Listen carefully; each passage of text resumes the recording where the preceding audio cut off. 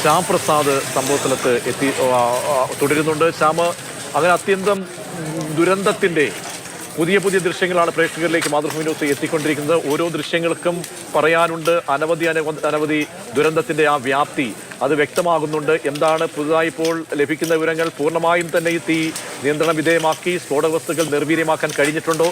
പുതുതായി എന്ത് നടപടിയിലേക്കാണ് ഇപ്പോൾ അധികാരികൾ കടന്നിരിക്കുന്നത്?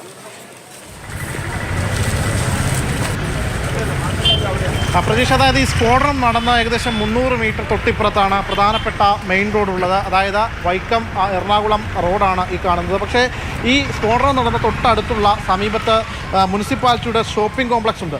ഈ ഷോപ്പിംഗ് കോംപ്ലക്സിലടക്കം പൂർണ്ണമായും നശിച്ചിരിക്കുന്നു. മുകളിലേക്ക് നോക്കിക്കഴിഞ്ഞാൽ മുകളിലെ മേൽക്കൂരകളടക്കം എല്ലാം തന്നെ പൂർണ്ണമായിട്ടും നശിച്ച ഒരു അവസ്ഥയാണ്. അതോടൊപ്പം തന്നെ ഇവിടെ തൊട്ടടുത്ത് ഈ ഷോപ്പുകളിലേക്ക് കയറിക്കഴിഞ്ഞാൽ കാണാം ഈ ഷോപ്പുകളിൽ ഉണ്ടായത്, അതായത് ഏകദേശം 400 മീറ്ററോളം ദൂരം വരുമായിരിക്കും. ആ പ്രദേശങ്ങളിലടക്കം നമുക്ക് ഈ ഷോപ്പുകളിലെ ചില്ലുകളടക്കം പൂർണ്ണമായിട്ടും പൊട്ടി നശിച്ചിരിക്കുന്നു. അതായത് ഇവിടെ ജോലി ചെയ്യുന്ന സ്ത്രീകളാകെ പേടിച്ച് അരണ്ട ഒരു അവസ്ഥയായിരുന്നു. അവർക്ക് തന്നെ അറിയില്ലായിരുന്നു എന്താണ് നിലവിൽ സംഭവിക്കുന്നത്. നമുക്ക് അവരോട് ചോദിക്കാം. നിങ്ങൾ ഇവിടെ ഈ ജോലി ചെയ്യുന്ന ആൾക്കാരാണ്? ഇവിടെ സ്ഥാപനം നടത്തുന്നത് മിതിയാണ്. എന്തായിരുന്നു ആ സമയത്തുണ്ടായത്? ആ സമയത്ത് വലിയ പൊട്ടിത്തെറിയാണ് കേട്ടത്. ഈ ഡോറ് ഉള്ളിലേക്ക് മറിഞ്ഞു വീഴുമായിരുന്നു. അപ്പം ഞങ്ങൾ ഓടി പുറത്തിറങ്ങി നോക്കിയപ്പോഴാണ് ഇത് അപകടം നടന്നതെന്ന് മനസ്സിലായത്. അതുപോലെ അപ്പുറത്തെ കടകൾക്കെല്ലാം പ്രശ്നങ്ങളുണ്ട്.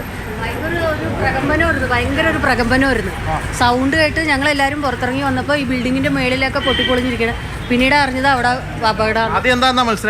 ആദ്യം ഒരു കുലുക്കം പോലെയാ മനസ്സിലായത്, ഭൂമി കുലുക്കം പോലെ തന്നെയാണ് മനസ്സിലായത്. അത് കഴിഞ്ഞപ്പോഴാണ് ഇതൊക്കെ പൊട്ടി പൊളിഞ്ഞ് ആകെ നാശമായിട്ടിരിക്കണം. പിന്നെ ചേച്ചി ഇവിടെ കട വർക്ക് ചെയ്യുന്നതാണ്? എനിക്ക് ഇവിടെ തൊട്ട് സൈഡിൽ തന്നെ കടയുണ്ട്. എല്ലാം പൊളിഞ്ഞ് നാശമായിട്ടിരിക്കുകയാണ് അവിടെയൊക്കെ.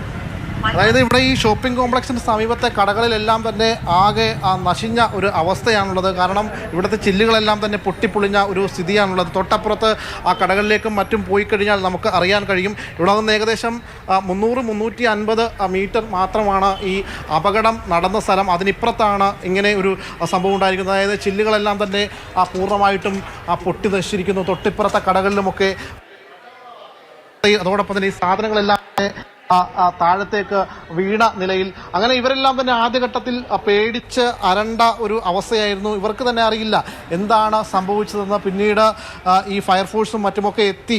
അപ്പോഴാണ് തൊട്ടപ്പുറത്ത് ഇങ്ങനെ ഒരു പടക്ക സ്ഫോടനം ഉണ്ടായിട്ടുണ്ട് എന്ന് പോലും ഇവർ അറിയുന്നത്. അതായത് ഇങ്ങനെ ഒരു സ്ഫോടനം ഉണ്ടായതിൻ്റെ പ്രകമ്പനത്തിലാണ് ഇങ്ങനെ ഒരു അപകടം. സ്വാഭാവികമായിട്ടും ആ പ്രദേശത്തെ വീടുകളൊക്കെ നാം കണ്ടതാണ്. ആ വീടുകളൊക്കെ പൂർണ്ണമായിട്ടും നശിച്ച ഒരവസ്ഥ. അതായത് കഴിഞ്ഞ ദിവസം പാലുകാച്ച് കഴിഞ്ഞ വീട് പോലും പൂർണ്ണമായിട്ടും നശിഞ്ഞു പോയ ഒരു സ്ഥിതി.